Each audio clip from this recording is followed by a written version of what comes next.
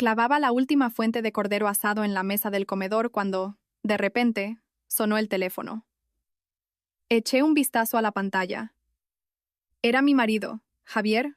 A esas horas, debería estar haciendo horas extra en el despacho. Diga, contesté, secándome las manos a toda prisa mientras pulsaba el botón de llamada. Lucía, tenemos que hablar. La voz de Javier era tan serena como si estuviera comentando el tiempo de mañana. La semana que viene, el miércoles, toda la familia se va de viaje a Tenerife. Una semana. Ya he reservado los billetes de avión y el hotel. En ese instante, sin darme cuenta, apreté el móvil con tanta fuerza que los nudillos se me pusieron blancos. Otra vez. Ya era la tercera vez. Como la calma que precede a la tormenta, mi voz sonó extrañamente tranquila.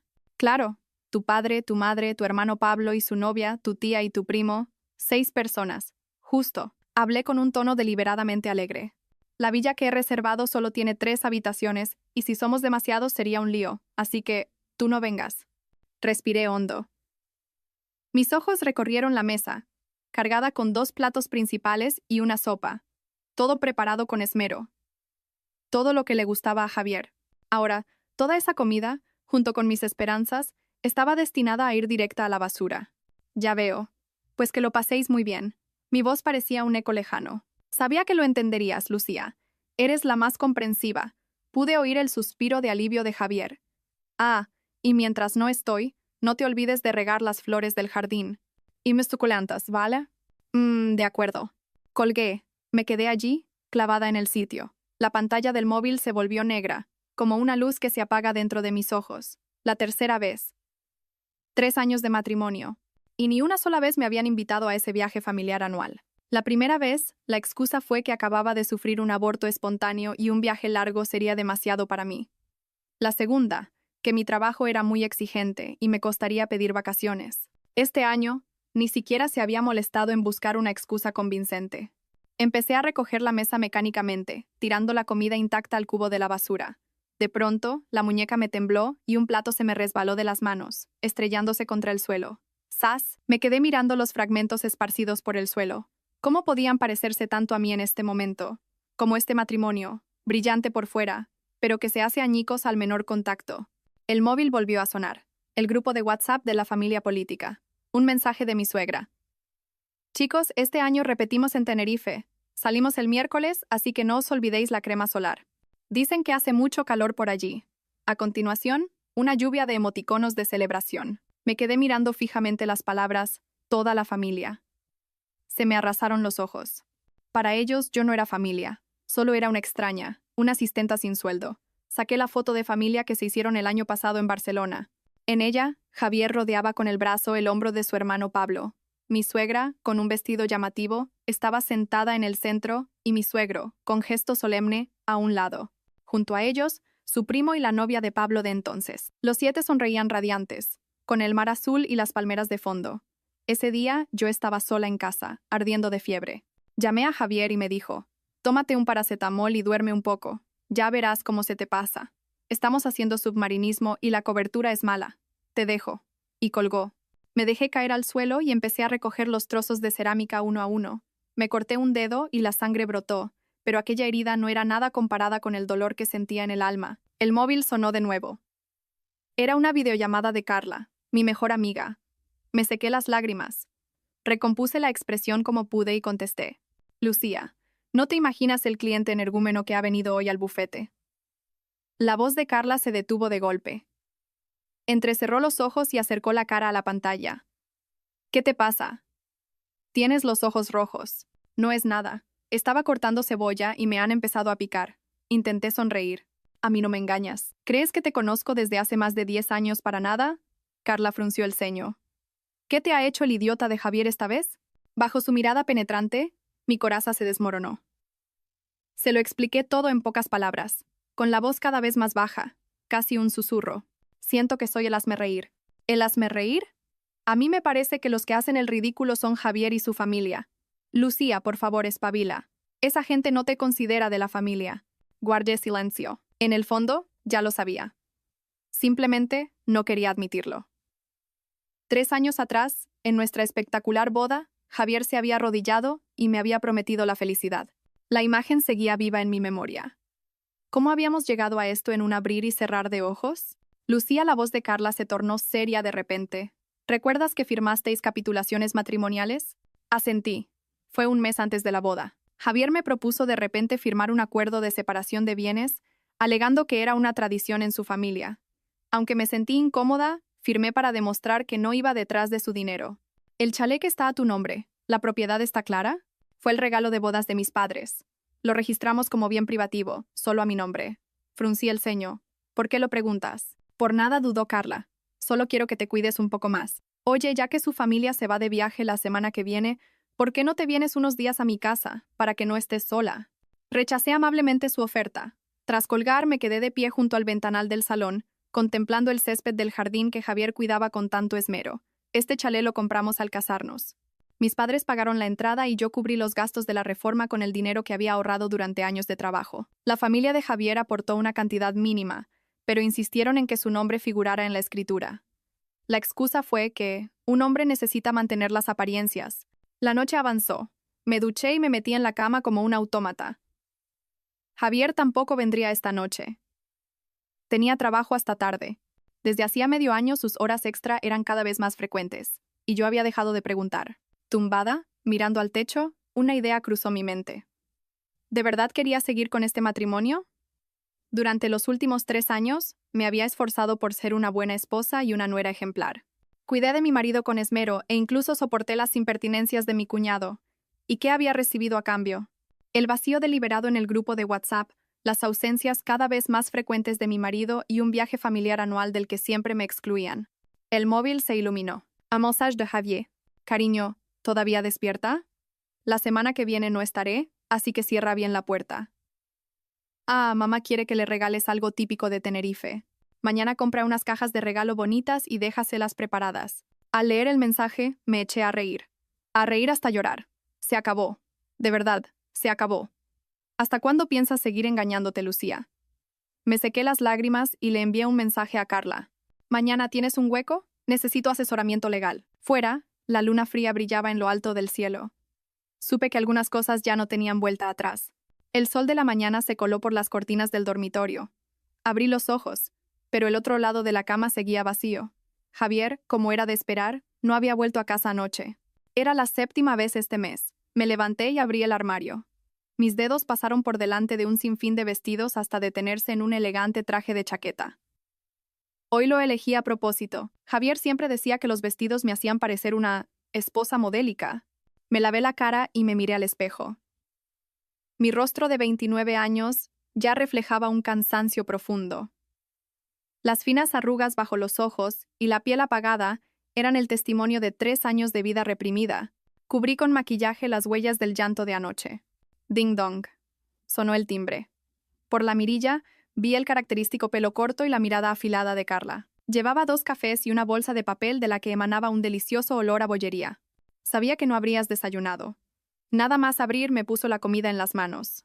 Café americano con un poco de leche sin azúcar y tu croissant favorito. El intenso aroma del café me reconfortó. En esta ciudad, aparte del dueño de la cafetería, Carla era la única que recordaba mis gustos. Javier ni siquiera sabía que era alérgica a los cacahuetes. El año pasado, en una reunión familiar, insistió en servirme una ensalada llena de frutos secos, diciendo que estaba deliciosa. Cuéntamelo, ¿qué asesoramiento legal necesitas? Carla sacó su portátil de la bolsa y fue directa al grano. Removí el café y empecé a hablar, sopesando cada palabra. Si quisiera divorciarme, ¿cómo podría proteger mis derechos? Los ojos de Carla brillaron. Por fin has entrado en razón. Abrió rápidamente varios archivos. Primero, tenemos que aclarar vuestra situación patrimonial. Dijiste que el chalet está a tu nombre, ¿verdad? Sí, fue un regalo de bodas de mis padres. Lo inscribí como propiedad exclusiva mía. Pero después de casarnos, Javier insistió en que añadiera su nombre. Por las apariencias, decía, y yo, por ser una blanda, acepté. Esbocé una sonrisa amarga. La frente de Carla se arrugó. ¿Cuándo fue eso? Unos 6 meses después de la boda. Me lo pedía todos los días. Que si las mujeres de sus compañeros lo habían hecho, que si él era el único que no y pasaba vergüenza en la oficina. Los dedos de Carla volaron sobre el teclado. Esto es un poco complicado, pero como es un bien privativo y la entrada la pagaste tú, esa parte y la revalorización te corresponden. ¿Quién pagó la reforma? La mayor parte yo, con el dinero que ahorré trabajando, unos 70 euros. La familia de Javier aportó unos 15. ¿Tienes pruebas? Asentí. Guardo el contrato de la reforma y todos los recibos. Carla pareció satisfecha. Lo siguiente es reunir pruebas. ¿Sabes exactamente cuánto gana Javier? La pregunta me dejó en blanco. ¿Los ingresos de Javier? Desde que nos casamos, cada uno gestionaba su propio dinero. Él me había dado una cifra aproximada, pero nunca le pregunté los detalles. Ganará unos 100 euros al año. Me pasa 1 euro al mes para los gastos de la casa.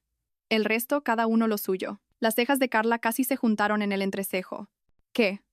¿Lleváis 3 años casados y seguís con cuentas separadas? Y la hipoteca del chalet la pago yo. Mi voz se fue apagando. Javier decía que tenía que invertir su dinero. Y que sus padres ya son mayores y había que tener un colchón para gastos médicos. Lucía. Carla golpeó la mesa. ¿No te das cuenta de que te están estafando? Eso no es un matrimonio normal. Los ojos se me volvieron a llenar de lágrimas. Al contarlo, hasta a mí me parecía ridículo. Para los demás, era la señora que vivía en un chalet de lujo y conducía un coche de alta gama. Pero la realidad es que tenía que pensármelo 2 veces antes de comprarme un abrigo decente. Mientras tanto, Javier le regalaba a su madre, sin pestañear, una pulsera de oro de 20.000 euros. Tenemos que averiguar su situación financiera, dijo Carla con seriedad. ¿Tienes acceso a su ordenador o a sus documentos? El despacho siempre está cerrado con llave. Dice que tiene información confidencial de clientes. De repente, recordé algo. Pero tengo una llave de emergencia. Podría entrar cuando él no esté. Ten cuidado. No puedes dejar que te descubra, me advirtió. Lo fundamental son los movimientos bancarios, los registros de inversiones y... Hizo una pausa. ¿Tienes alguna prueba de infidelidad? Mi corazón dio un vuelco. La infidelidad. Esa posibilidad que había intentado ignorar con todas mis fuerzas salía por fin a la superficie.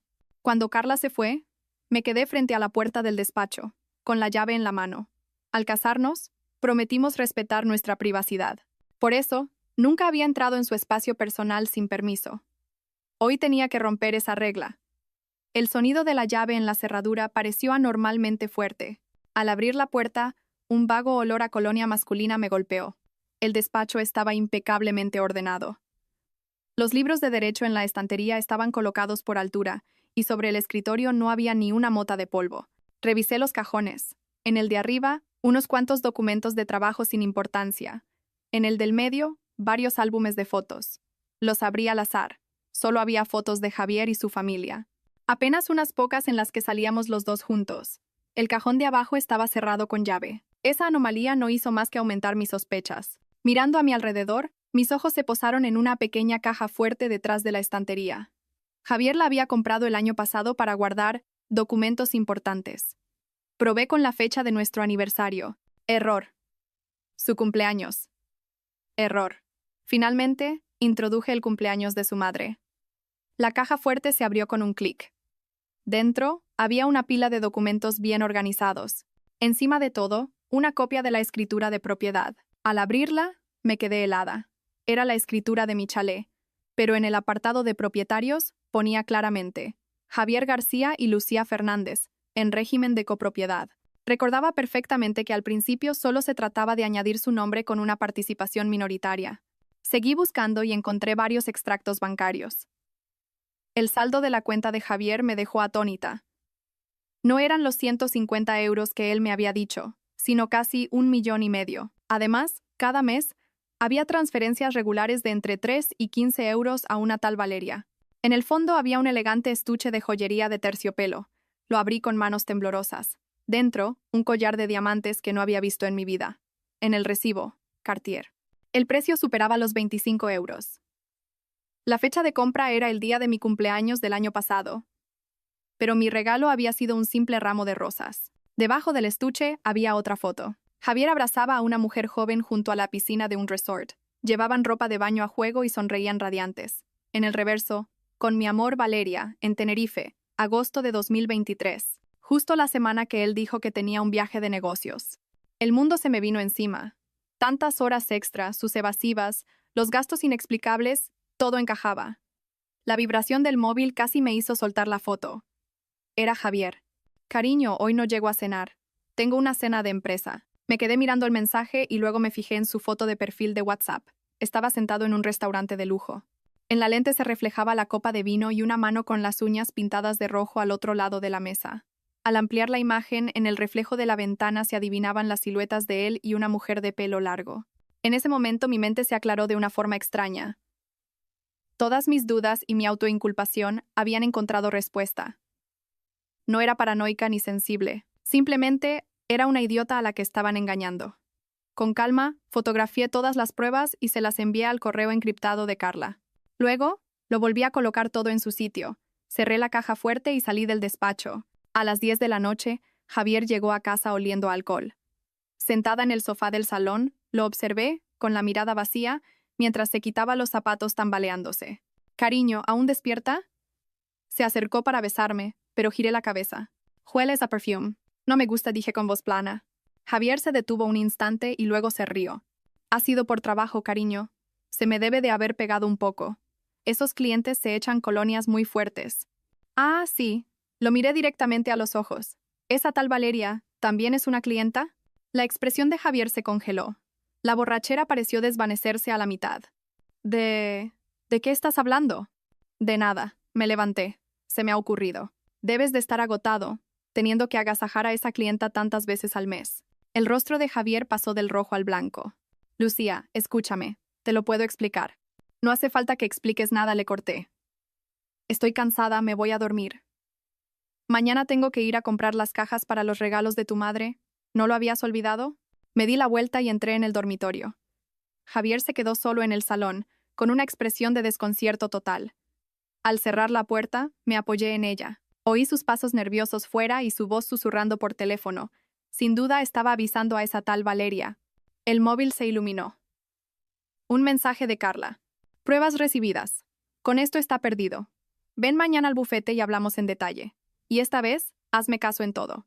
Respondí con un OK y borré el historial de la conversación. Me tumbé en la cama y miré al techo.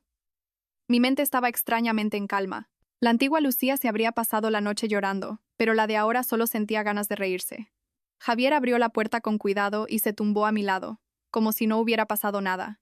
En la oscuridad oía cómo contenía la respiración a propósito. Fingía estar dormido. Javier rompía el silencio de repente.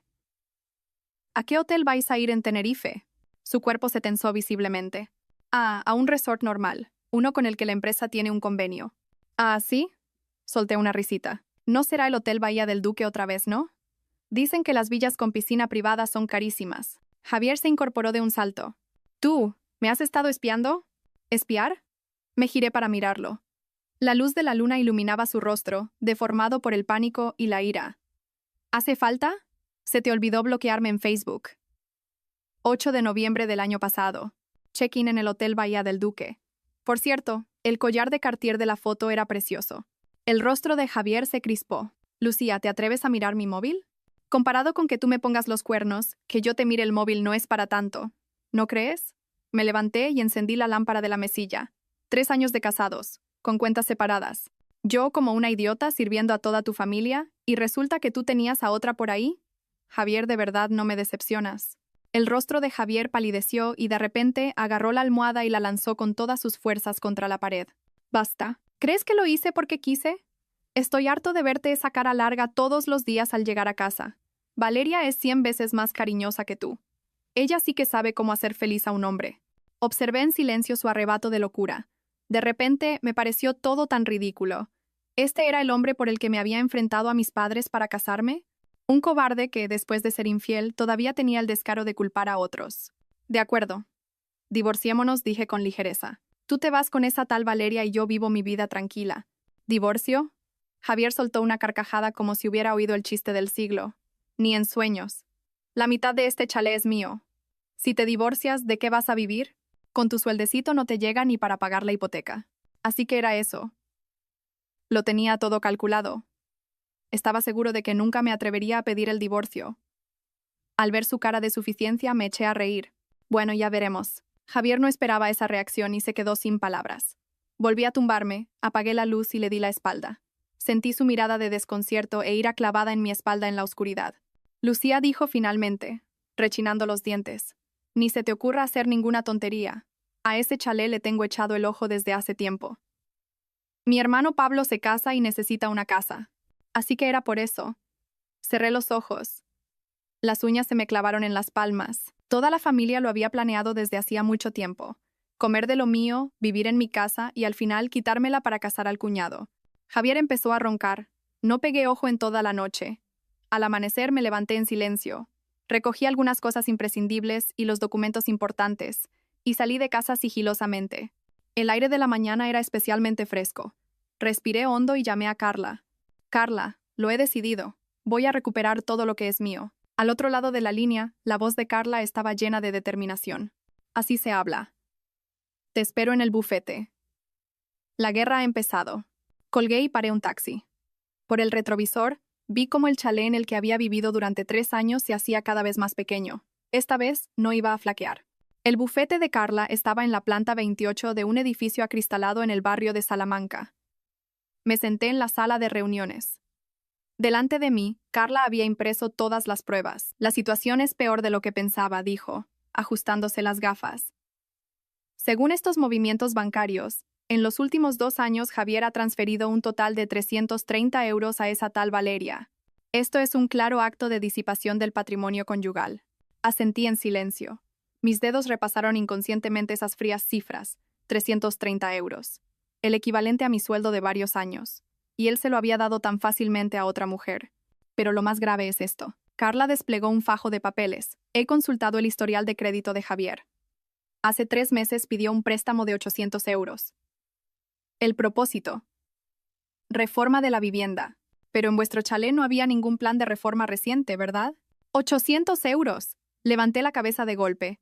No me dijo ni una palabra. No pensaba decírtelo, dijo Carla con sorna. Ese dinero, una semana después de entrar en su cuenta, fue transferido a Valeria en 5 plazos. Creo que ese desgraciado le ha comprado una casa a esa mujer. Mi voz tembló. ¿De verdad lo crees? Es muy probable. Carla asintió. Pero ese no es el problema más urgente. Mira esto. Abrió un archivo digital.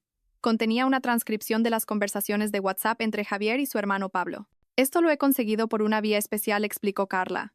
Es difícil usarlo como prueba directa en un juicio, pero es suficiente para saber lo que planeaban. «Hermano, ¿le has dicho a tu mujer lo de la hipoteca del chalet?», preguntaba Pablo. «Todavía no», pensaba decírselo después del viaje. «Últimamente está un poco rara. Creo que sospecha lo de Valeria». «¿Y entonces qué?». «La semana que viene tenemos que dar la señal para el piso que hemos visto mi novia y yo. No tengas tanta prisa. Mi nombre también está en la escritura del chalet. Aunque se oponga, no puede hacer nada. Si se pone difícil, le digo a mamá que hable con ella. A mamá siempre le hace caso». Me quedé mirando la pantalla. Sentía como si una roca me aplastara el pecho. Llevaban mucho tiempo planeando hipotecar mi chalet para comprarle un piso a mi cuñado. Legalmente, para establecer una hipoteca sobre un bien en copropiedad, a veces basta con el consentimiento de uno de los propietarios, dijo Carla con seriedad. Si ellos actúan primero, te encontrarás en una situación muy desfavorable. Entonces, ¿qué hago? Apreté los puños. ¿Tengo que quedarme de brazos cruzados? Por supuesto que no. Una luz afilada brilló en los ojos de Carla. Tenemos que adelantarnos. La entrada la pagaron tus padres y la mayor parte de la reforma la pagaste tú.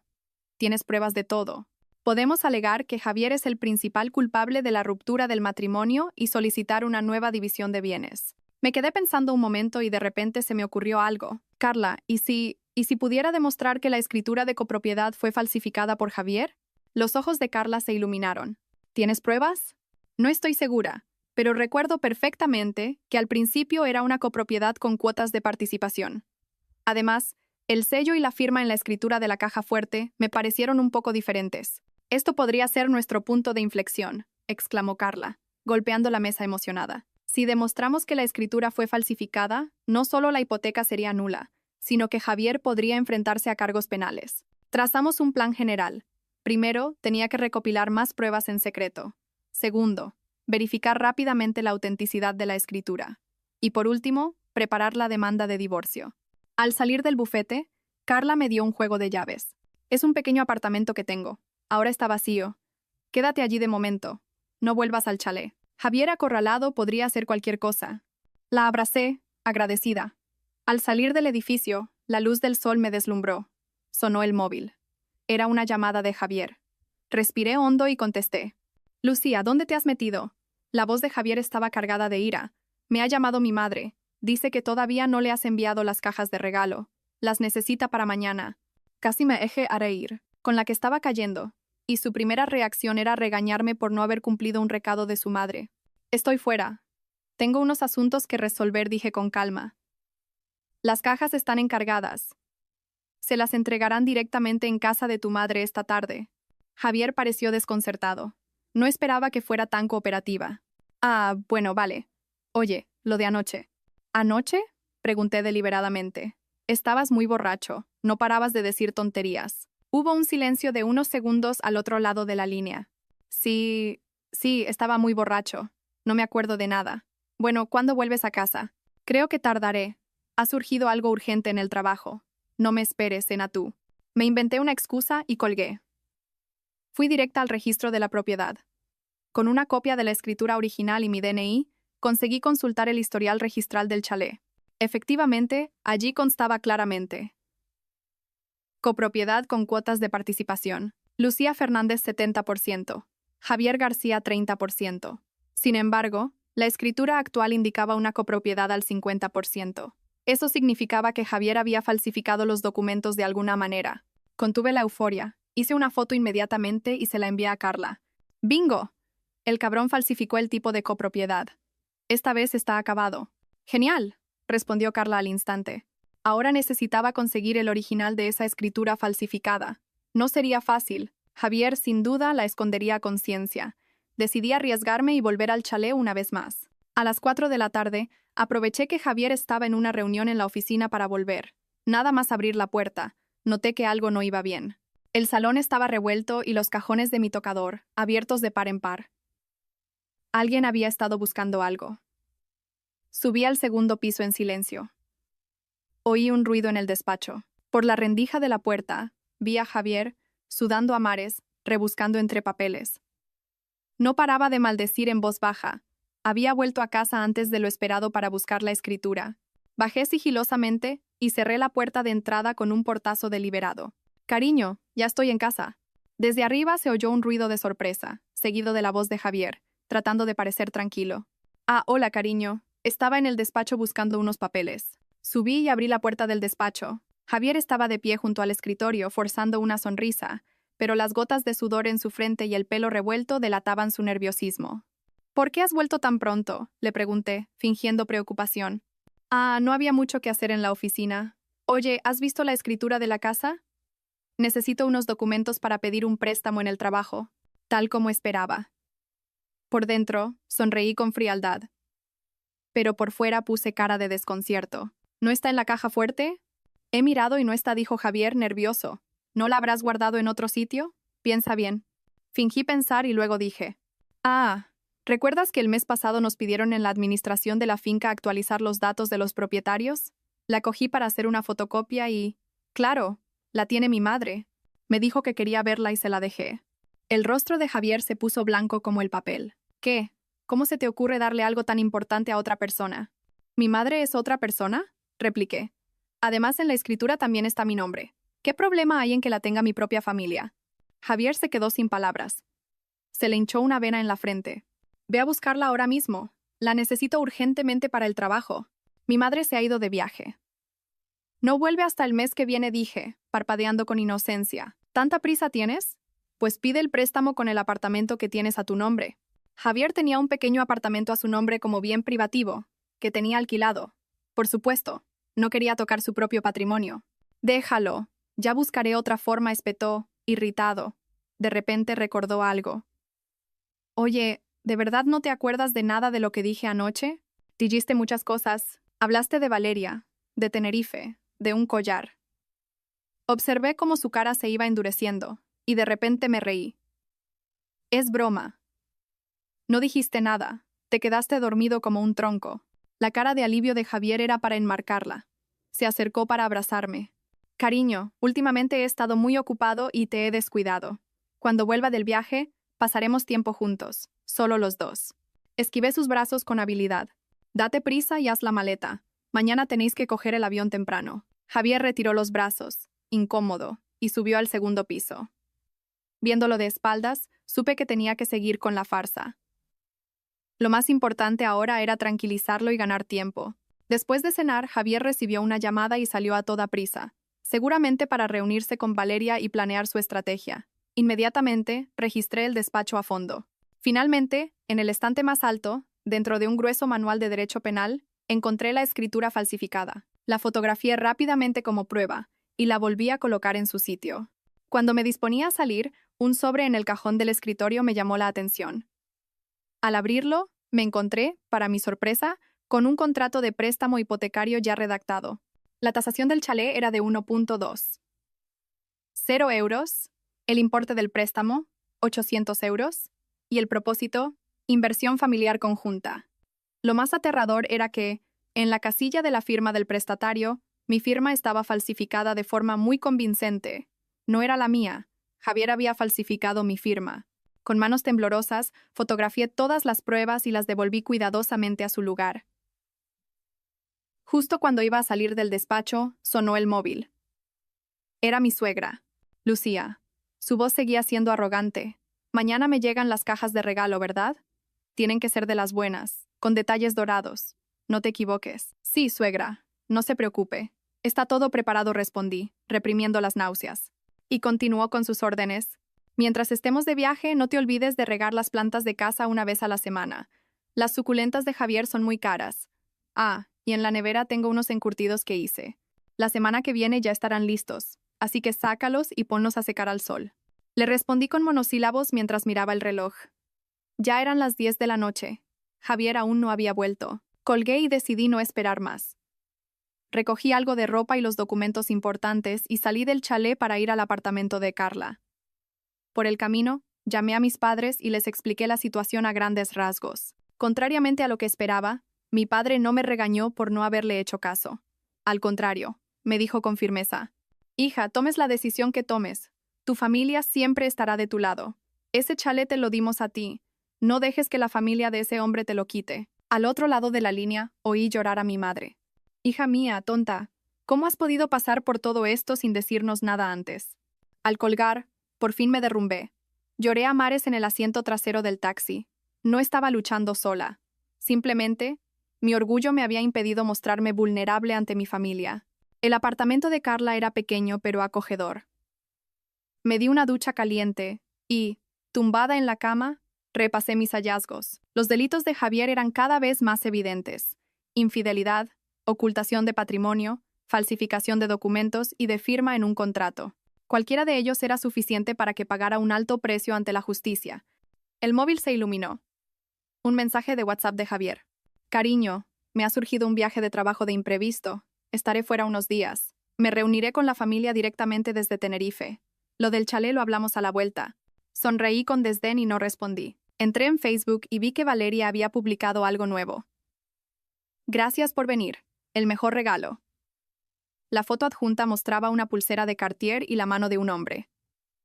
El reloj en la muñeca de ese hombre era el que yo le había regalado a Javier por su cumpleaños el año pasado. Con calma hice una captura de pantalla, la guardé y apagué el móvil. Mañana, la guerra entraría en una nueva fase. Y esta vez, no habría piedad. La luz de la mañana se filtró a través de las finas cortinas. Al abrir los ojos, tardé unos segundos en darme cuenta de dónde estaba. El apartamento de Carla era pequeño, pero había dormido mejor que en los últimos 3 años. Tenía 3 llamadas perdidas en el móvil, todas de Javier, y un mensaje de WhatsApp. «¿Por qué no coges el teléfono? Ya voy a coger el avión. Cierra bien la puerta de casa». Sonreí con desprecio y bloqueé su número y todos sus perfiles. Me levanté y abrí la nevera. El frigorífico de Carla, una adicta al trabajo, estaba vacío, salvo por unas botellas de agua y un yogur caducado. Después de ducharme, me preparé un café, encendí el portátil y empecé a planificar. Anoche, Carla me había enviado una lista detallada de acciones. Lo primero era asegurar mi patrimonio personal. Entré en mi banca online y revisé todas mis cuentas. Por suerte, mi sueldo se ingresaba en una cuenta que Javier desconocía. En los últimos 3 años, había conseguido ahorrar casi 0 euros. En nuestra cuenta conjunta había 35 euros de ahorros. En teoría, nos correspondía la mitad a cada uno. Sonreí con amargura. Javier ya le había enviado a su amante más de 300 euros. Llamé al banco y, alegando una posible actividad sospechosa, congelé temporalmente la cuenta conjunta.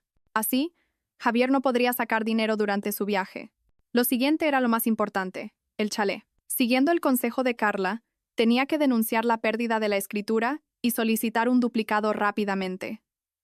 Pero antes, tenía que asegurarme de que Javier no pudiera interferir. Sonó el teléfono.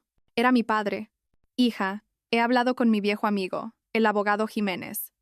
Tiene mucha experiencia en litigios inmobiliarios. Dice que tenemos que demandar a Javier por falsificación de documentos cuanto antes y, al mismo tiempo, solicitar medidas cautelares urgentes. Papá, se me hizo un nudo en la garganta.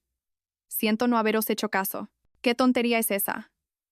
La voz de mi padre era firme. Lo importante ahora es que recuperes lo que es tuyo. Tu madre y yo vamos a Madrid esta tarde. Nos quedaremos en un hotel. Lo que sea lo afrontaremos juntos. Al colgar, sentí que se me humedecían los ojos. Mis padres siempre serían mi refugio, y yo, por un hombre insignificante, me había alejado de ellos durante 3 años. Tras prepararme, fui directamente al registro de la propiedad. Con una copia de la escritura original y mi DNI, completé con éxito el trámite de denuncia por extravío. El funcionario me informó de que la nueva escritura tardaría unos 7 días hábiles en emitirse.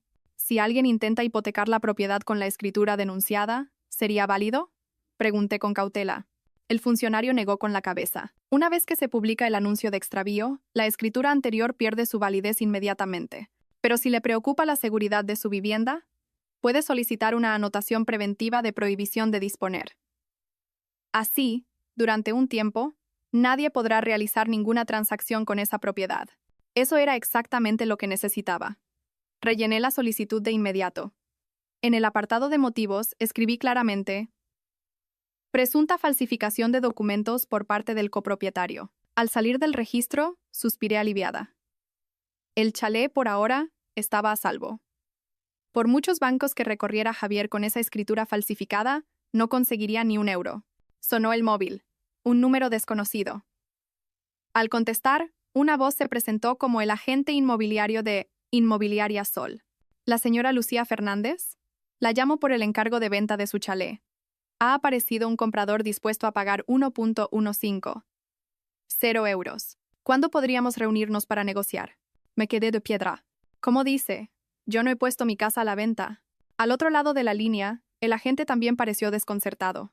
Pero ayer vino un señor, Javier García, con la escritura y una fotocopia de su DNI, diciendo que ambos habían decidido poner el chalé en venta. Sentí que la sangre me hervía.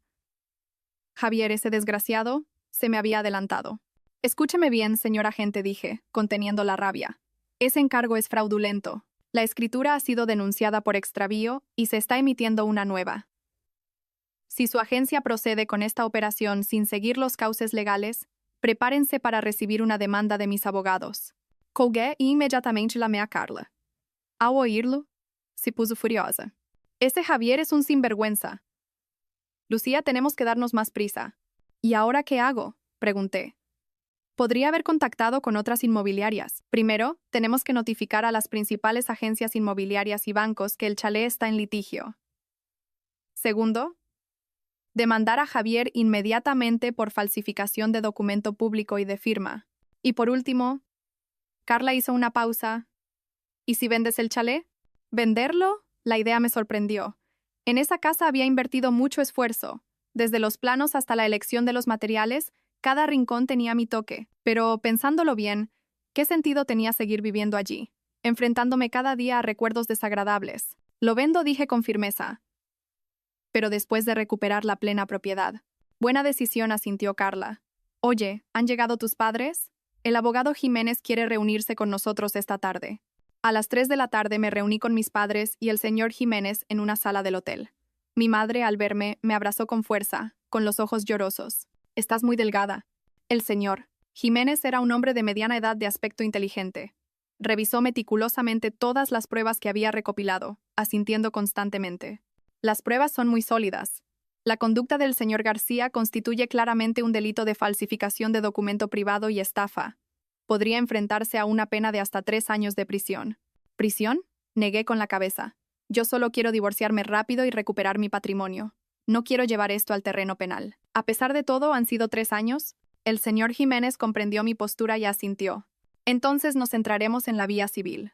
Según el Código Civil, El hecho de que el señor García haya convivido con otra persona como si fuera su cónyuge y haya donado una gran cantidad de dinero durante el matrimonio es una causa grave de divorcio. En la división de bienes, podría recibir una parte menor o incluso nada. Acordamos la estrategia legal. Primero, solicitar medidas cautelares para congelar los bienes de Javier. Luego, presentar la demanda de divorcio, solicitando la redistribución de la propiedad del chalet y una indemnización por los bienes gananciales disipados por Javier. Hay un problema más, dijo el señor Jiménez ajustándose las gafas. ¿Sabe dónde se encuentra actualmente el señor García? El juzgado necesita notificarle la demanda. Abrí WhatsApp y entré en el grupo de la familia política. Aunque tenía las notificaciones silenciadas, podía ver las fotos que subían. La más reciente era una foto de familia en una playa de Tenerife. Javier abrazaba a Valeria por la cintura, sonriendo radiante. El pie de foto decía: foto de familia, solo falta la nuera. Me temblaban tanto las manos que apenas podía sostener el móvil. Así que era eso. El viaje familiar de Javier estaba planeado desde el principio para llevar a Valeria. Y yo, su esposa legal, había sido completamente excluida. Están en el Hotel Bahía del Duque, en Tenerife, dije con calma, pasándole el móvil al señor Jiménez. En la foto se veían la hora y la ubicación. El señor Jiménez fotografió la prueba y me preguntó: señora Fernández, ¿cuándo piensa recoger sus cosas del chalet? Voy a ir hoy mismo a recogerlo todo, dije, decidida. Si Javier se atrevía a llevar a su amante de viaje haciéndola pasar por su familia, yo ya no tenía por qué guardarle las apariencias. Al volver al chalet, empecé a empaquetar mis pertenencias de forma sistemática. Los libros de mi carrera en el despacho, la ropa y los zapatos del vestidor, la vajilla que había elegido con tanto mimo en la cocina. 3 años de matrimonio habían acumulado muchas cosas. Mientras empaquetaba, sonó el timbre. Por la mirilla, vi a una mujer desconocida con una carpeta en la mano. ¿Es esta la residencia del señor Javier García?, preguntó educadamente. Soy la gestora de cuentas del banco ABC. El señor García me ha pedido que recoja unos documentos. Una empleada del banco. La reacción de Javier había sido más rápida de lo que pensaba. Abrí la puerta, pero no la dejé pasar. ¿Qué documentos? El señor García me dijo que usted ya estaba al tanto. La escritura de propiedad del chalet y su DNI original. Su mirada recorrió el interior de la casa por encima de mi hombro. Casi me eché a reír de la rabia. Javier, a distancia, enviando a una empleada del banco a mi casa para intentar llevarse los documentos. Lo siento, pero no sé nada de eso, dije con frialdad. Y la escritura no está aquí. La mujer pareció desconcertada. Pero el señor García... No importa lo que le haya dicho, la interrumpí. Le sugiero que compruebe los últimos avisos del registro de la propiedad. Este chalet está actualmente en litigio, y cualquier banco que conceda una hipoteca sobre él tendrá que asumir las consecuencias legales. Su expresión cambió y se marchó a toda prisa. Cerré la puerta e inmediatamente envié un correo electrónico a los departamentos de crédito de los principales bancos, informando oficialmente de que el chalet estaba en litigio, y que cualquier solicitud de préstamo sobre este activo sería nula. Al atardecer, terminé de empaquetar todas mis cosas. El camión de la mudanza aparcó en la puerta. Los operarios empezaron a cargar las cajas. Eché un último vistazo al lugar que una vez llamé hogar. No sentía ni una pizca de nostalgia. Un momento. Algo se me ocurrió. Volví al dormitorio y saqué una pequeña caja de la mesilla de noche. Dentro había un par de pendientes de perlas. El único recuerdo que me quedaba de mi abuela materna. En 3 años, no me los había puesto por miedo a perderlos.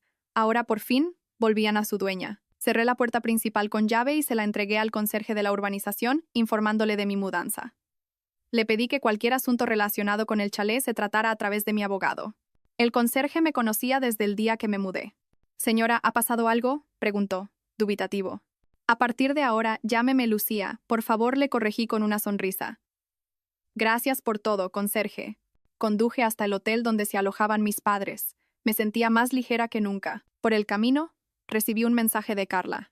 Auto de medidas cautelares aprobado. Todas las cuentas bancarias a nombre de Javier han sido embargadas.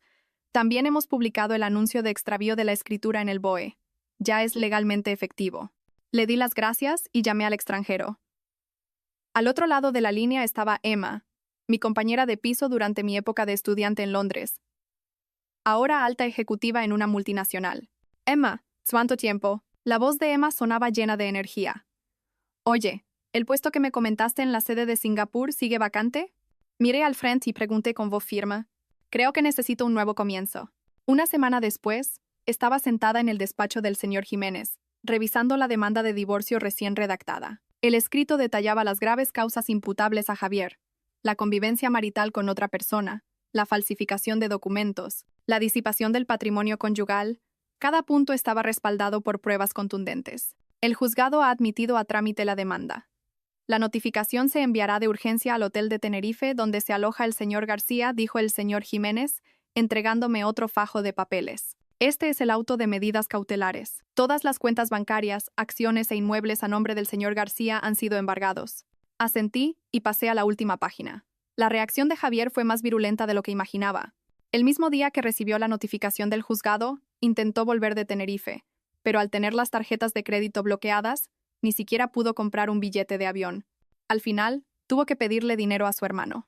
A estas horas ya debe de estar en Madrid, me advirtió el señor Jiménez. ¿Cree que necesita esconderse por un tiempo? No negué con la cabeza. Ha llegado el momento de enfrentarme a él cara a cara. Apenas terminé de hablar, mi móvil empezó a sonar frenéticamente. El nombre de Javier parpadeaba en la pantalla. Era el enésimo número que usaba desde que lo bloqueé. Pulsé el botón de llamada y activé el altavoz. Lucía, te has vuelto loca. El grito de Javier resonó en el despacho. ¿Te atreves a demandarme? ¿Y a embargar mis cuentas? Señor García, dije con calma, le ruego que mida sus palabras. Mi abogado está grabando esta conversación. Hubo una pausa notable al otro lado. Luego, su tono se suavizó. Lucía, cariño, ¿de verdad tenemos que llegar a esto? Podemos sentarnos y hablar las cosas tranquilamente. Sonreí con desdén. Cuando falsificaste la escritura y mi firma en el contrato de hipoteca, ¿por qué no pensaste en hablarlo conmigo? Cuando te llevaste a tu amante de viaje haciéndola pasar por tu familia, ¿por qué no pensaste en hablarlo? Todo es un malentendido, se apresuró a explicar Javier. Valeria es solo una prima lejana. Lo de la foto de familia fue una broma, y lo de la escritura pudo ser un error del registro. Podemos ir a corregirlo. Señor García, le corté sus torpes mentiras. Nos vemos en los tribunales. Y colgué. El señor Jiménez asintió con aprobación. Muy bien gestionado. Ahora irá a por todas. Tenemos que estar preparados. Efectivamente. Menos de media hora después, recibí un mensaje urgente de Carla. Javier ha ido al chalet con sus padres. Están en la garita del conserje, montando un escándalo para que les cambie la cerradura. El señor Jiménez y yo nos dirigimos allí de inmediato. Desde lejos, ya se oía la voz estridente de mi suegra. Mi hijo es el dueño de esta casa. ¿Por qué no le dejan entrar? ¿Acaso esa mujer le ha untado, conserje? El conserje parecía muy apurado. Señora, la señora Fernández ha presentado una denuncia formal por extravío y se está emitiendo una nueva escritura. Legalmente, en este momento, ella es la única con derechos sobre el chalet. ¡Eso es ridículo!, gritó mi suegro, golpeando el mostrador. La mitad de ese chalet es de mi hijo. ¿Quién se ha creído que es esa Lucía para no dejarle entrar en su propia casa? Respiré hondo, abrí la puerta y entré. Suegro, suegra, ¿cuánto tiempo? ¿Qué tal el viaje a Tenerife? La foto de familia os quedó preciosa. Los tres se giraron al unísono. Sus caras eran un poema. El rostro de Javier estaba morado como el hígado de un cerdo, y mi suegra parecía que quería comerme viva. Lucía, mi suegra se abalanzó sobre mí, intentando agarrarme del cuello. ¿Cómo te atreves, desagradecida, tratar así a mi hijo? El señor Jiménez se interpuso, bloqueándole el paso. Señora, le ruego que se controle. Agredir a una persona es un delito. Estamos grabando toda la situación. La mano de mi suegra se detuvo en el aire, palideció y la retiró. Vaya, vaya. Así que ahora vienes con abogados a enfrentarte a tu familia política. Lucía, dijo Javier apartando a su madre y rechinando los dientes. ¿Qué es lo que quieres exactamente? Es muy simple, lo miré directamente a los ojos. Divorciarme y recuperar todo el patrimonio que me pertenece. Ni lo sueñes, gritó Javier. Mi nombre también está en la escritura. No pienses que te lo vas a quedar todo. Ah, ¿sí? Saqué una carpeta de mi bolso. Esta es la inscripción original del registro. El chalet está en copropiedad con cuotas de participación. Mi parte es del 70%, la suya del 30%. Está claramente especificado. El documento que usted falsificó ya es constitutivo de delito. La cara de Javier se volvió blanca. Mentira. Y eso no es todo, continué presionando. Falsificó mi firma en un contrato de hipoteca y le transfirió 330 euros a su amante. Todo esto son causas graves de divorcio. Según la ley, no solo no le correspondería ninguna parte del chalet, sino que podría tener que pagarme una indemnización. Mi suegra no pudo soportarlo más. Eso no puede ser. Mi hijo te ha estado manteniendo durante años y así se lo pagas, mordiéndole la mano que te da de comer. ¿Manteniéndome? Casi me eché a reír. Suegra, durante 3 años hemos tenido cuentas separadas. La hipoteca del chalet, la luz, el agua, la comunidad. Todo lo he pagado yo sola. Su hijo me daba 1 euro al mes para gastos, una cantidad que no cubría ni su propia comida. Mi suegra se quedó sin palabras. Mi suegro me miró con los ojos entrecerrados. Lucía, somos una familia. No hay por qué llegar a estos extremos. Javier se ha equivocado, pero tú tampoco has hecho las cosas bien. Un hombre puede cometer un pequeño error de vez en cuando. ¿Un pequeño error? Le interrumpí. ¿Falsificar documentos es un pequeño error? ¿Disipar el patrimonio es un pequeño error? ¿Llevarse a su amante de viaje haciéndola pasar por su esposa es un pequeño error? Javier se abalanzó de repente, intentando arrebatarme la carpeta, pero el señor Jiménez lo detuvo. Parecía una bestia acorralada. Lucía, no me presiones. Conozco a mucha gente. Puedo hacer que no encuentres trabajo en todo Madrid. ¿Amenazas a la parte contraria?, dijo el señor Jiménez tranquilamente, pulsando el botón de grabación de su móvil. Señor García, esta grabación será una prueba muy perjudicial para usted. Javier por fin se dio cuenta de la gravedad de la situación. Su actitud cambió 180 grados. Lucía, cariño, lo siento. Me he equivocado, de verdad. Dame una oportunidad. Dejaré a Valeria. A partir de ahora haré todo lo que tú digas. Verlo llorar solo me producía asco. Hubo un tiempo en que esa misma expresión de desamparo me ablandaba el corazón y le perdonaba una y otra vez sus traiciones y mentiras. Es demasiado tarde, Javier, dije con calma. Te he dado demasiadas oportunidades. Ahora solo quiero terminar con este matrimonio lo antes posible. Ni lo sueñes, gritó de repente. Voy a alargar este juicio todo lo que pueda. A ver quién aguanta más. 3, 5 años. Eso no lo decide usted, dijo el señor Jiménez, extendiendo otra carpeta. Estas son las pruebas que la señora Fernández ha recopilado sobre su convivencia marital con la señorita Valeria. Incluyen transferencias bancarias, fotos íntimas, conversaciones. Si se presentan en el juzgado, no solo se acelerará el proceso de divorcio, sino que usted podría tener que pagar una indemnización por daños morales. Javier se desplomó en una silla, como un globo deshinchado. Mi suegra intentó decir algo más, pero mi suegro la detuvo. Ambos, por fin, se dieron cuenta de que su precioso hijo se había topado con un muro de hormigón. Os doy 3 días, dije, levantándome. Si aceptáis el divorcio de mutuo acuerdo, el chalet es mío, y el resto de los bienes se repartirán según la ley. Si queréis seguir con el juicio, nos veremos en los tribunales. Pero preparaos para asumir todas las consecuencias legales. Al salir de la garita del conserje, suspiré aliviada. El sol me calentaba la cara. Sonó el móvil, un correo electrónico de Emma. El archivo adjunto era una oferta de trabajo para el puesto de directora de marketing en la sede de Singapur. El sueldo era 3 veces superior al actual. ¿Ya ha tomado una decisión?, me preguntó el señor Jiménez. Asentí. En cuanto solucione las cosas aquí, me iré a Singapur a empezar una nueva vida. Es una decisión inteligente, sonrió el señor Jiménez. Pero Javier no se rendirá fácilmente. La próxima vez podría recurrir a tácticas aún más bajas. Lo estaré esperando, dije, mirando el chalet a lo lejos. Una vez fue mi hogar, pero ahora no era más que un edificio frío. Esta vez no iba a retroceder. 3 días después, Javier, como era de esperar, no firmó los papeles. En su lugar inició una campaña de desprestigio. Primero los parientes de su familia me llamaron uno tras otro para convencerme. Luego publicó en Facebook un post lacrimógeno, insinuando que yo lo había dejado por un hombre más rico y con mejor posición. Finalmente, se presentó en mi empresa y presentó una queja en recursos humanos, acusándome de conducta inmoral. Por suerte, estaba preparada. Cuando Recursos Humanos me llamó, presenté mi carta de dimisión y la oferta de trabajo de la empresa de Singapur. Al mismo tiempo, Carla me ayudó a publicar una declaración en varios portales de noticias, aclarando la verdad y adjuntando algunas de las pruebas de la infidelidad y la falsificación de documentos de Javier. La opinión pública dio un vuelco al instante. Las redes sociales de Javier se llenaron de comentarios de internautas indignados. Incluso se filtró el lugar de trabajo de Valeria. Se convirtieron en la comidilla de todo el mundo. Lo más sorprendente fue que un internauta especialmente motivado descubrió que Valeria estaba saliendo con 3 hombres a la vez. Javier se convirtió en el hazmerreír de todo el país. Esta vez sí que está acabado, dijo Carla, satisfecha, pero subestimamos el descaro de Javier. Una noche de lluvia irrumpió en el chalet, donde yo estaba terminando de recoger mis cosas, junto con su hermano Pablo. Me amenazó con matarme si no retiraba la demanda. Lucía. Javier apestaba a alcohol y tenía los ojos inyectados en sangre. Tú me has arruinado la vida, así que yo voy a arruinar la tuya. Pablo levantó el móvil y empezó a grabar. Cuñada, será mejor que retires la demanda. Si no, este video de tu reconciliación con mi hermano se hará viral mañana. Comprendí su plan al instante. Querían fingir una reconciliación forzada, quizás incluso una violación. El corazón me latía con fuerza, pero mantuve la calma. Javier, ¿sabes que esto es un delito? ¿Delito? Se burló Javier. ¿Qué delito puede haber entre marido y mujer? Te lo voy a decir yo. Después de esta noche, retires o no la demanda, estarás acabada. En el momento en que se abalanzó sobre mí, pulsé el botón de pánico que llevaba en el bolsillo.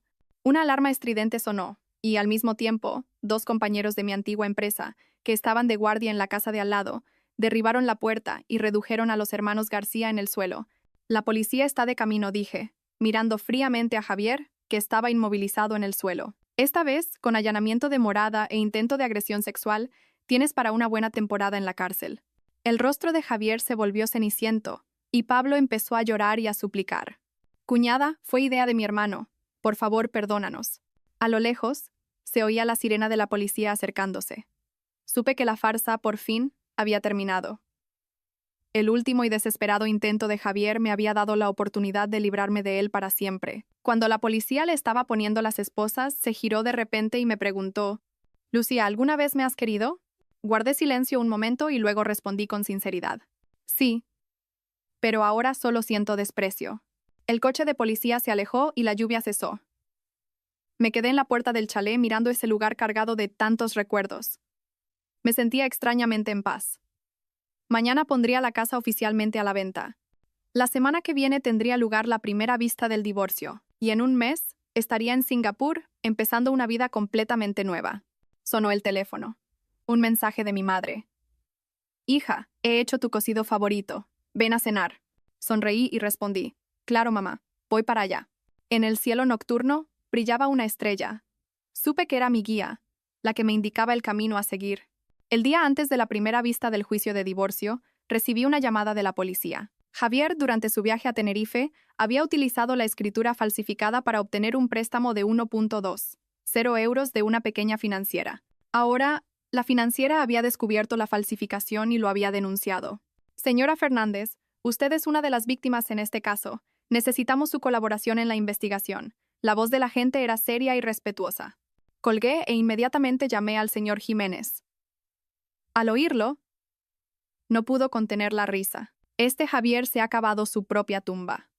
Con una falsificación de documento público de esa cuantía, se enfrenta a una pena de prisión de al menos 3 años. ¿A la cárcel?, pregunté. Es muy probable, dijo el señor Jiménez con seguridad. Y esto nos beneficia enormemente en el juicio de divorcio. El juez reconocerá la grave culpabilidad de Javier. Y la división de bienes será, sin duda, a su favor.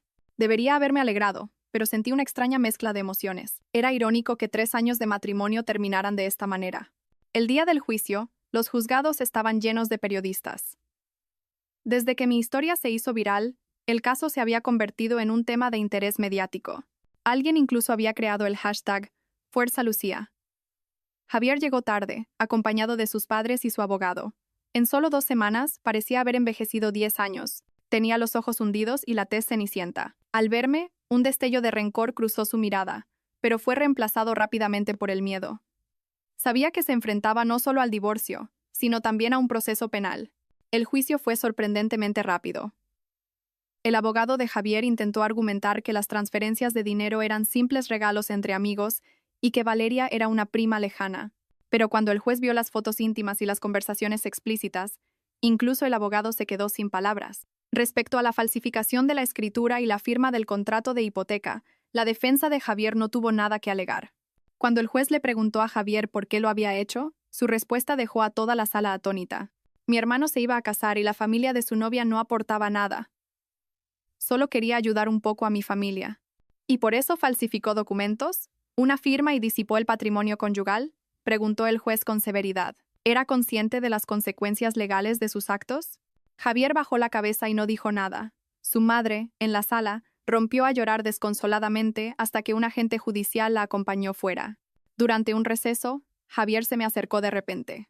Lucía, por los 3 años que hemos estado casados, ¿no podrías retirar la demanda? Te devuelvo el chalet. No quiero el dinero. Es demasiado tarde, Javier, lo miré con calma. Te di una oportunidad. Tú mismo elegiste el peor camino. ¿Quieres destruirme? Gritó con los ojos inyectados en sangre. Si voy a la cárcel, mi vida estará acabada. Tú te lo has buscado. Me di la vuelta y dejé de mirarlo. La sentencia final superó con creces mis expectativas. El juez concedió el divorcio. El chalet fue adjudicado en su totalidad a mi propiedad. Javier fue condenado a devolver los 330 euros transferidos a Valeria.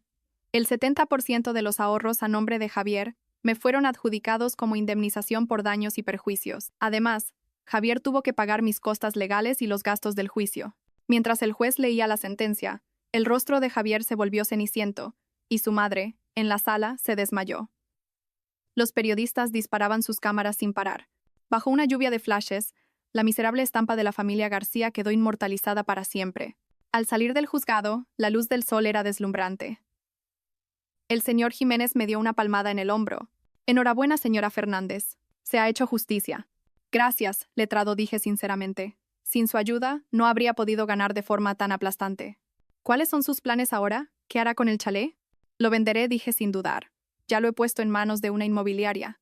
La semana que viene me voy a Singapur a empezar mi nuevo trabajo. El señor Jiménez asintió. Es una decisión inteligente. ¿Piensa seguir adelante con la causa penal contra el señor García? Lo pensé al momento. No quiero tener ninguna relación más con él. Si reconoce su culpabilidad y devuelve el patrimonio, puedo retirar la querella. Pero lo que la justicia decida, lo dejo en manos de la ley. Entendido. Me encargaré de los trámites posteriores, se despidió el señor Jiménez. Le deseo lo mejor en su nueva vida en Singapur. Al volver al apartamento que había alquilado temporalmente, empecé a hacer las maletas. 3 años de matrimonio y, al final, solo me llevaba 2 maletas de equipaje. El móvil no paraba de sonar. Mensajes de felicitación de mis amigos. Les di las gracias a todos y apagué el teléfono. Disfruté de ese raro momento de silencio. Esa noche, Carla vino a celebrarlo con una botella de champán. Vaya, el desgraciado de Javier se ha quedado sin un duro. ¡Qué satisfacción! Brindamos. Las burbujas se deshicieron en mi lengua con un sabor dulce. De repente, Carla se puso seria. De verdad, Lucía. Durante estos 3 años, mi mayor preocupación ha sido tú. Veía cómo te ibas perdiendo a ti misma, cómo dejabas de ser la de antes. Lo sé, apreté la copa. A veces me pregunto cómo pude ser tan tonta. Había tantas señales, ¿por qué me empeñé en ignorarlas? Por amor, tonta, suspiró Carla. El amor ciega. Pero por suerte, al final despertaste. A la mañana siguiente recibí una llamada de la inmobiliaria. El chalet se había vendido por 1.25, 0 euros, 100 euros por encima del precio de mercado. La compradora era una madre soltera a la que le gustaba la cercanía a los colegios y el estilo de la reforma. La compradora quiere escriturar lo antes posible. ¿Le iría bien?, preguntó el agente con cautela. Sin problema, asentí. Mañana mismo podemos hacer los trámites. Al colgar, sentí un gran alivio. Esa casa, llena de malos recuerdos, por fin iba a ser parte del pasado. La firma de la escritura fue muy rápida. Después de firmar el último documento, la compradora, una elegante mujer de mediana edad, me cogió la mano. Lucía, he visto las noticias. Has sido muy valiente. Esta casa en mis manos se llenará de amor y risas. Se me humedecieron un poco los ojos. Gracias. Es justo lo que esta casa necesitaba. Al salir de la notaría, decidí volver al chalet una última vez. La nueva dueña se mudaba al día siguiente, así que ahora no habría nadie. Empujé la puerta familiar y entré. En las habitaciones vacías solo resonaban mis pasos. El sol entraba por los ventanales, dibujando franjas de luz dorada en el suelo. Recorrí las habitaciones lentamente. Los recuerdos acudieron a mí como una marea. El salón. Una vez Javier volcó la mesa porque la comida que había preparado no era de su agrado. El despacho.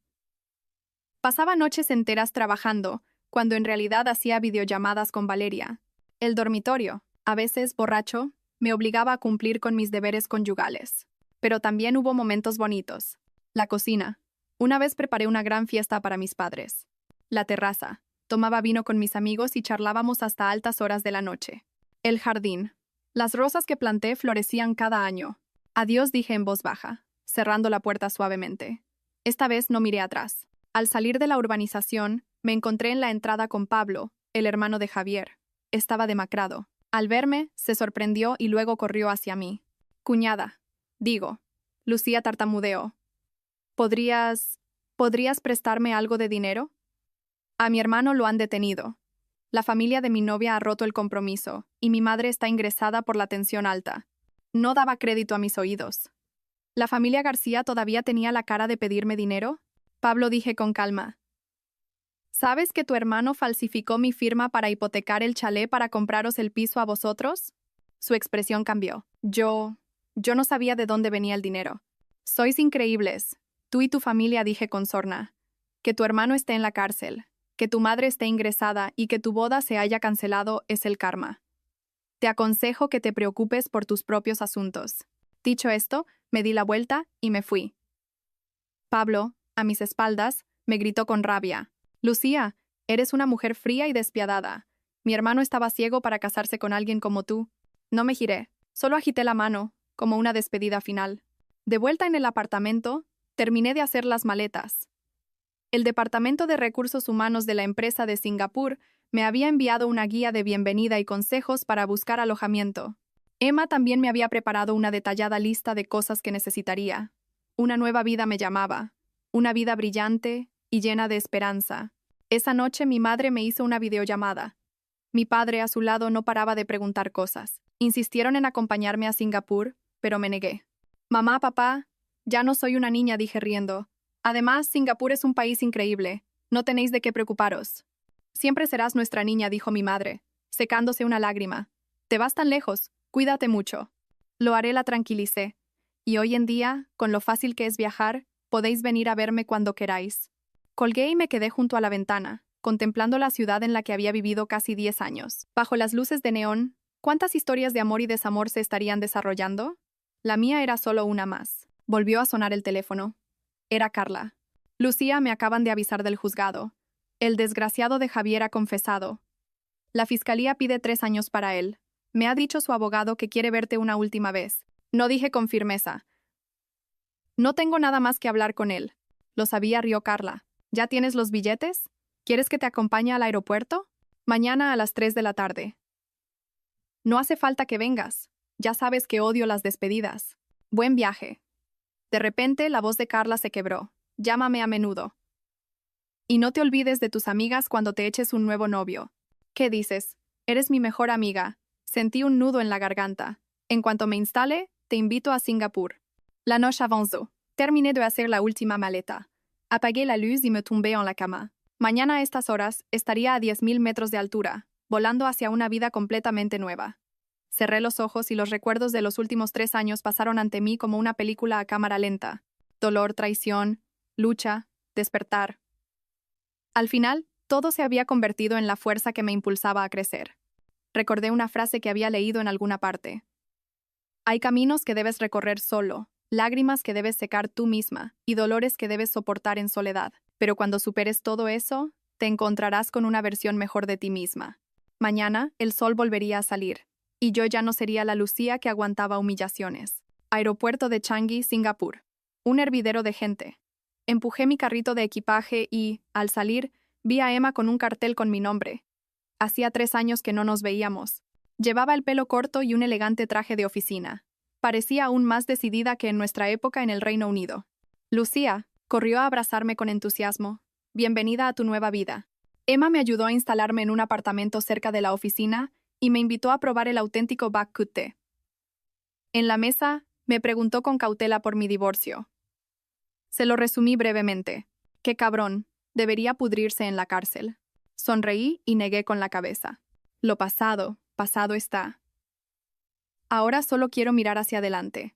El nuevo trabajo era un desafío, pero muy estimulante. Como directora de marketing para la región de Asia-Pacífico, era responsable de la promoción de la marca en varios países. La ajetreada rutina no me dejaba tiempo para pensar en el pasado. Cada día era pleno y significativo. Un mes después, recibí un correo del señor Jiménez. Javier había sido condenado a 3 años de prisión por falsificación de documento público y estafa. Al mismo tiempo, el juzgado había ejecutado la sentencia de divorcio. Los ahorros a nombre de Javier fueron transferidos a mi cuenta. Valeria también fue condenada a devolver parte del dinero. El correo electrónico incluía un recorte de la sección de sucesos de un periódico nacional con el titular «Estafa por falsificación de escritura del marido. Divorcio fulminante de la esposa». En la foto, Javier aparecía rodeado de periodistas, con un aspecto lamentable. Cerré el correo con calma. No sentí nada. El fin de semana, asistí a una fiesta en un yate en Marina Bay organizada por la empresa. La vista nocturna de Singapur era un espectáculo de luces. Mis compañeros brindaban alegremente. Jackson, el director de marketing, se me acercó con una copa de champán. Lucía, he oído que dejaste un puesto importante en España para venir a Singapur. Eres muy valiente. Sonreí sin decir nada. Él no sabía que no había venido por mi carrera, sino para huir de un pasado al que no quería volver. Pasaron 3 meses y me adapté por completo al ritmo de vida de Singapur. El trabajo iba sobre ruedas y había hecho nuevos amigos. A veces publicaba fotos de la comida y los paisajes de Singapur en Instagram. Carla siempre era la primera en dar me gusta y comentar qué envidia me das. Un martes por la mañana, mientras preparaba el informe trimestral, sonó el teléfono. Un número desconocido con prefijo de España. Diga, dudé un momento antes de contestar. ¿Es usted Lucía Fernández?, dijo una voz femenina y débil. Casi se me cae el móvil. Era mi ex suegra. ¿Cómo había conseguido mi nuevo número? Soy la madre de Javier. ¿Qué desea?, pregunté fríamente. Lucía. Su voz se quebró. Me equivoqué. Todo lo que pasó fue culpa mía. Por favor, perdona a mi Javier. Ya ha estado enfermo 2 veces en la cárcel. El médico dice que si sigue así... Señora, la interrumpí. Primero, usted no es mi madre. Segundo, si Javier está en la cárcel, es porque se lo ha buscado. Y por último, no vuelva a contactarme. ¿Cómo puede ser tan cruel? Su voz se volvió estridente. ¿Fuisteis marido y mujer? ¿Cómo puedes quedarte de brazos cruzados mientras se muere en la cárcel? Si está realmente enfermo, la prisión tendrá sus propios servicios médicos, dije con calma, y mi abogado le enviará una notificación formal por acoso. Colgué e inmediatamente llamé al señor Jiménez. Él también se sorprendió de que mi ex suegra hubiera conseguido mi número y prometió investigar el origen y tomar medidas legales. Este incidente fue como una pequeña piedra arrojada a un lago en calma. Provocó unas ondas y luego todo volvió a la tranquilidad. 2 semanas después, recibí un mensaje de un desconocido en LinkedIn. Estimada Sra. Fernández, soy Iria Paz, directora de RRHH de Grupo X. He oído que ha tenido un gran éxito en Singapur. Me tomo la libertad de contactarla. Actualmente buscamos un director de marketing con experiencia internacional. Me preguntaba si estaría interesada en volver a España para continuar su carrera. Grupo X era un gigante de la industria en España. El puesto de directora de marketing siempre había sido mi objetivo. Pero, ¿volver? No estaba preparada para enfrentarme a ese lugar lleno de recuerdos dolorosos. Respondí cortésmente. Estoy muy satisfecha con mi trabajo actual y no tengo planes de cambiar a corto plazo. Iria respondió rápidamente. Lo entiendo. Pero es una oportunidad única. Salario de 250 euros anuales, opciones sobre acciones y reportando directamente al CEO. Si cambia de opinión, no dude en contactarme. 250 euros. El doble de mi sueldo actual. Me quedé mirando el mensaje durante mucho tiempo. Al final, no lo borré. El tiempo voló, y ya llevaba medio año en Singapur. Durante este tiempo, mi equipo consiguió cerrar 2 grandes contratos. El CEO me felicitó públicamente en la reunión anual. Emma, diciendo que era la empleada extranjera que más rápido se había adaptado, incluso me animó a solicitar la residencia permanente. Pero la oferta de volver a España seguía rondando mi cabeza. No era por el puesto en sí, sino porque de repente me di cuenta de que estaba huyendo. Huyendo del lugar donde estaba Javier, donde estaban los recuerdos dolorosos. Huyendo de la persona débil que había sido en el pasado. Un fin de semana fui sola a la isla de Sentosa.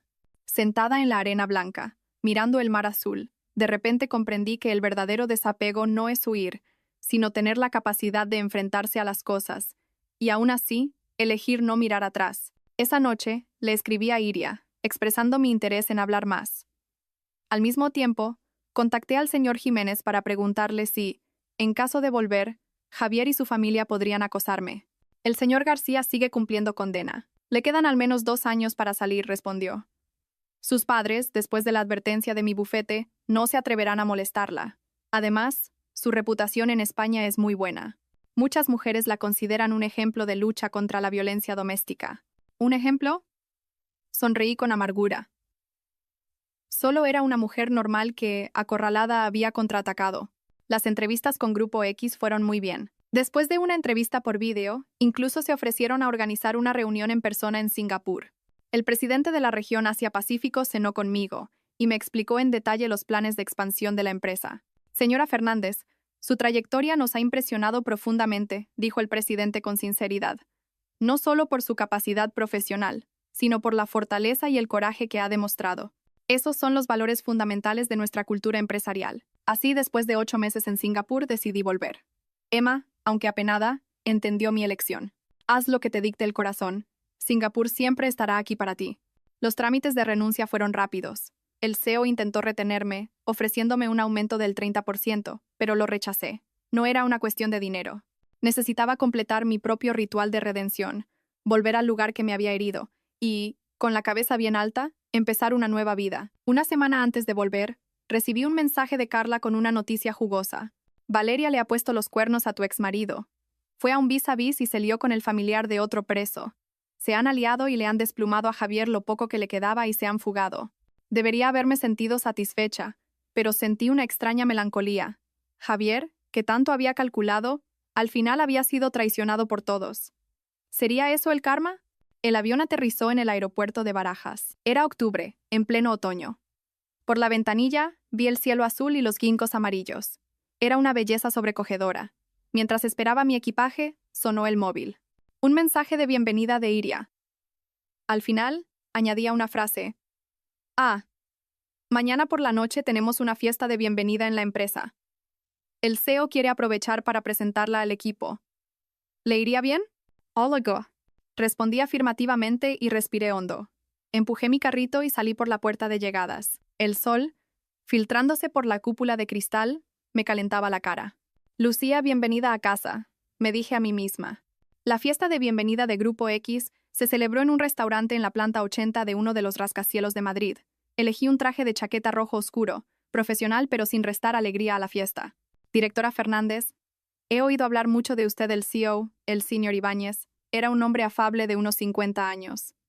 Me estrechó la mano con la fuerza justa. Su caso se ha estudiado en mi clase de MBA. Sonreí y le di las gracias, un poco sorprendida por dentro. Mi divorcio. ¿Un caso de estudio en una escuela de negocios? Al empezar la fiesta entendí por qué. La esposa del señor Ibáñez, una mujer elegante e intelectual, se me acercó. Lucía, soy Elvira Soto, catedrática de Derecho en la Universidad Complutense. También dirijo el Centro de Estudios sobre los Derechos de la Mujer. Su caso es un ejemplo paradigmático de cómo una mujer formada puede utilizar el arma de la ley para protegerse. Me halaga, pero creo que exagera, dije, un poco abrumada. En aquel momento, solo reaccioné instintivamente al verme acorralada. Precisamente ese instinto es lo que merece ser estudiado. Los ojos de la catedrática brillaban con inteligencia. Demasiadas mujeres, en situaciones similares, eligen aguantar, pero usted demostró con hechos que la ley es un arma eficaz para proteger nuestros derechos. A mitad de la fiesta, un hombre de mediana edad de traje se me acercó y se presentó. Directora Fernández, un placer. Soy el asesor legal del grupo. He oído maravillas de usted. Mientras intercambiábamos unas palabras, una joven se unió tímidamente. Disculpe, ¿es usted la directora Lucía Fernández? Se presentó como becaria del departamento de marketing y me dijo que mi historia le había dado el valor para salir de una relación tóxica. Verla ahora me da la fe para creer que yo también puedo empezar de nuevo. Tenía los ojos llenos de lágrimas. En ese momento, de repente, sentí que mi historia podía tener un significado real. No era solo mi historia personal, sino la de muchas mujeres que sufrían en matrimonios infelices. Al final de la fiesta, el señor Ibáñez me puso un chofer para llevarme al hotel. En el coche me entregó una carpeta. Directora, esta es la invitación para el Foro Empresarial Asia-Europa del mes que viene. El grupo ha decidido que usted nos representará y dará el discurso de apertura. La abrí, era el foro más importante del sector. Normalmente, solo asistían directivos de nivel vicepresidente para arriba. Creo que no tengo suficiente experiencia. No sea modesta, rió el señor Ibáñez. Sus resultados en la sede de Singapur son incuestionables. Además, añadió, con un tono significativo, su experiencia personal encaja perfectamente con el tema del foro de este año. La reinvención del liderazgo en tiempos de cambio. De vuelta en el hotel, no podía dormir.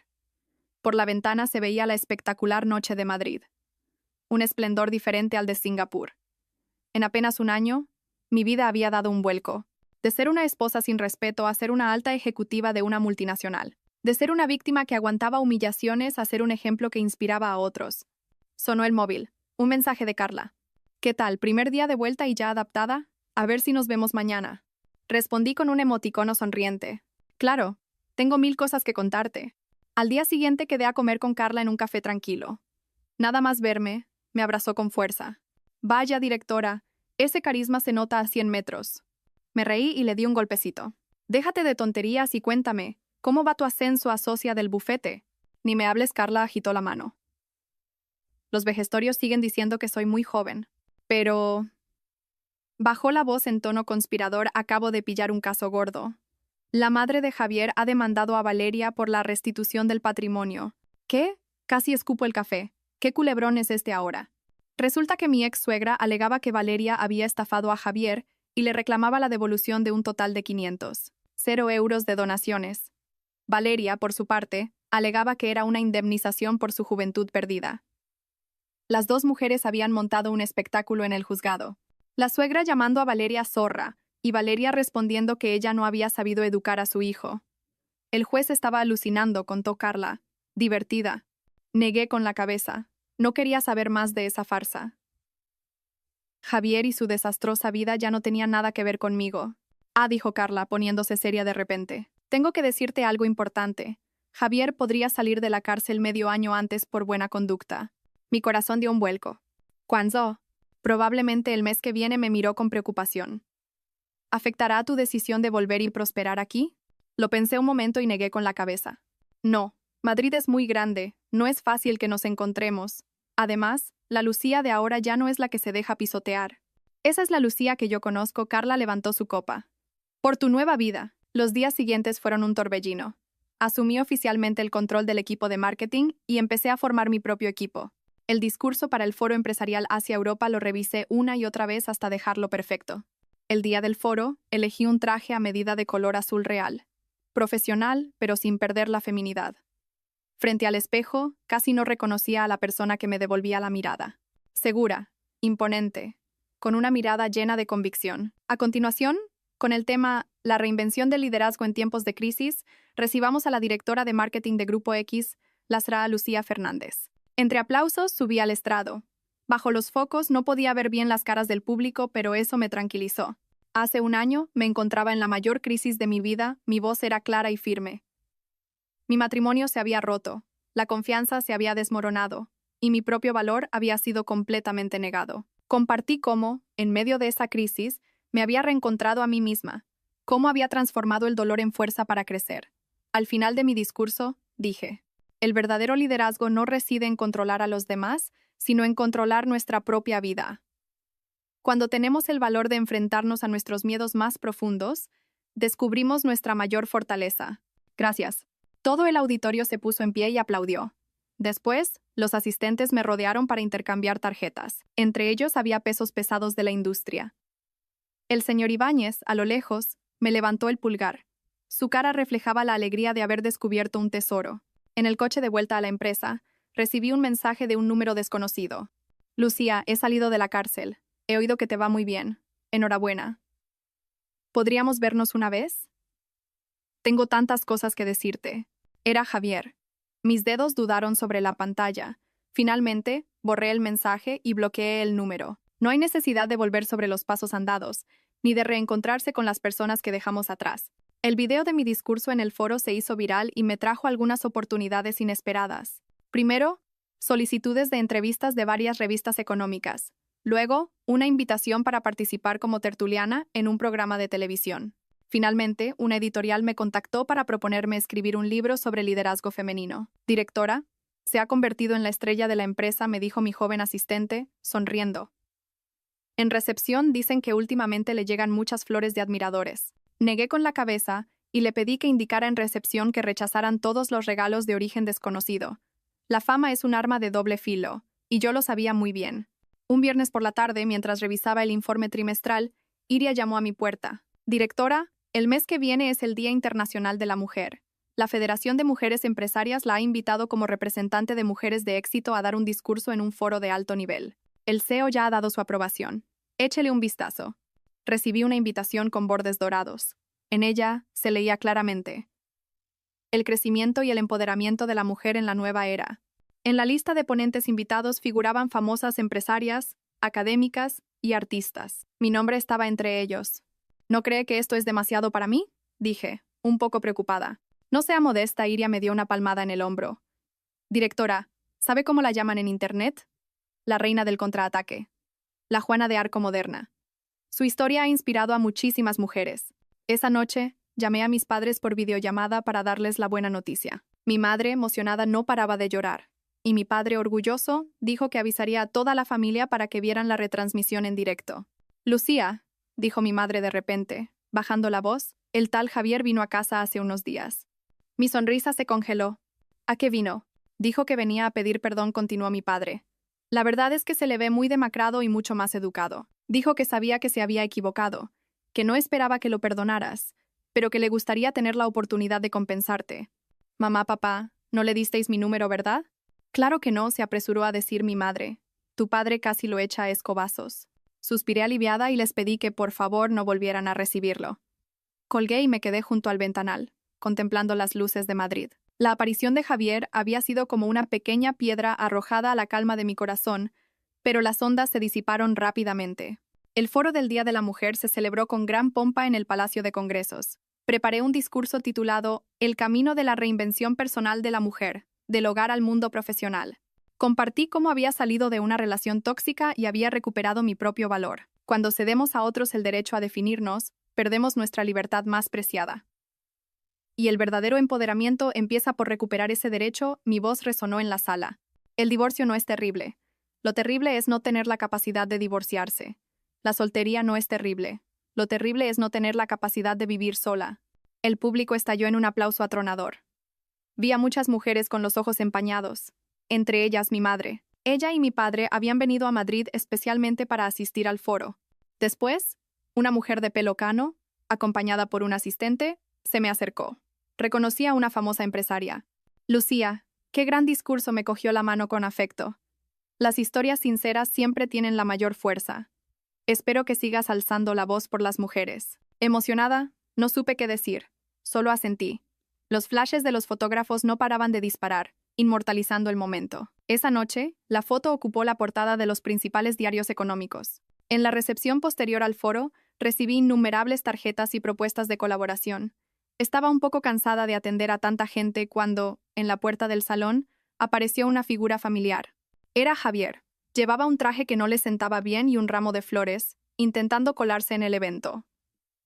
La seguridad lo detuvo y se produjo un forcejeo. Dudé un momento y me acerqué. Lucía, los ojos de Javier se iluminaron al verme. Solo quería felicitarte en persona, estás impresionante. Había adelgazado mucho y tenía unas ojeras profundas. Ya no quedaba nada de su antiguo porte. El ramo de flores que llevaba era barato y tenía un aspecto lamentable. Javier, dije con calma, por favor vete. Sé que no tengo derecho a que me veas. Su voz se quebró. Me equivoqué de verdad. Valeria se fugó con todo mi dinero. Mi madre tuvo un infarto por el disgusto y está ingresada. Y he perdido mi trabajo. Es mi karma. Verlo llorar no me produjo ninguna emoción. La herida del pasado era tan profunda que ya no me quedaban fuerzas ni para odiarlo. Dejemos el pasado atrás, dije. Te deseo lo mejor, pero no vuelvas a buscarme. Lucía. Se arrodilló de repente. Dame una oportunidad. Seguridad, me di la vuelta y llamé. Por favor, acompañen a este señor a la salida. 2 guardias de seguridad agarraron a Javier por los brazos y lo arrastraron hacia afuera. Él se resistía, gritando mientras se giraba para mirarme. Lucía, eres una mujer despiadada, después de todo lo que hemos vivido. Todos en el salón se giraron para mirar y susurraban. Me recompuse, levanté la cabeza y volví al evento. Mi madre me recibió con cara de preocupación. La abracé suavemente. Mamá, estoy bien. Después de esa noche, Javier no volvió a aparecer en mi vida. Algunos decían que se había ido al sur a trabajar en la construcción. Otros que había vuelto a su pueblo a cuidar de su madre enferma. Fuera como fuese, ya no era asunto mío. El éxito del foro se prolongó durante un tiempo. Mis seguidores en LinkedIn se dispararon y cada día recibía cientos de mensajes de consulta y propuestas de colaboración. La empresa aprovechó la oportunidad para nombrarme directora del recién creado Centro de Desarrollo de Liderazgo Femenino y me concedió un paquete adicional de opciones sobre acciones. Con la llegada de la primavera me compré un piso en Madrid. El día de la firma, me aseguré de que la escritura estuviera únicamente a mi nombre. En el piso vacío, hice una videollamada a Carla para brindar virtualmente. Vaya, directora, ahora sí que eres una triunfadora, dijo Carla al otro lado de la pantalla, mordiendo una manzana. Pero, ¿y el amor? ¿Alguna novedad? Mi trabajo es mi amor, reí cambiando de tema. Oye, ¿y tu ascenso a socia? Gracias a ti lo conseguí. Carla levantó su copa con aire triunfal. Ahora los vejestorios del bufete me llaman letrada, con todo el respeto. Brindamos a través de la pantalla, celebrando nuestros respectivos éxitos. Colgué y salí al balcón. En el aire de abril de Madrid flotaba el aroma de las lilas. A lo lejos se veían los rascacielos del centro. Las luces brillaban como una galaxia. Hace un año todavía era la Lucía atrapada en un matrimonio infeliz. Hoy me había transformado en una mariposa, viviendo una vida que antes ni me atrevía a soñar. Sonó el teléfono. Un correo electrónico del editor de la editorial. Me enviaba el manuscrito revisado. Mis memorias, tituladas Renacer, estaban a punto de publicarse a finales de año. El editor me sugirió que añadiera un capítulo sobre cómo construir relaciones de pareja sanas. Porque, escribió en el correo, muchos lectores se preguntarán si, después de todo lo que ha pasado, usted todavía cree en el amor. Me senté en el escritorio, abrí el portátil y, en una página en blanco, escribí una línea. Creo en el amor. Pero creo más en mí misma. La verdadera seguridad nunca proviene de la promesa de otro, sino de la confianza en una misma. Fuera, una luna creciente se alzaba silenciosamente, tiñendo el mundo de plata.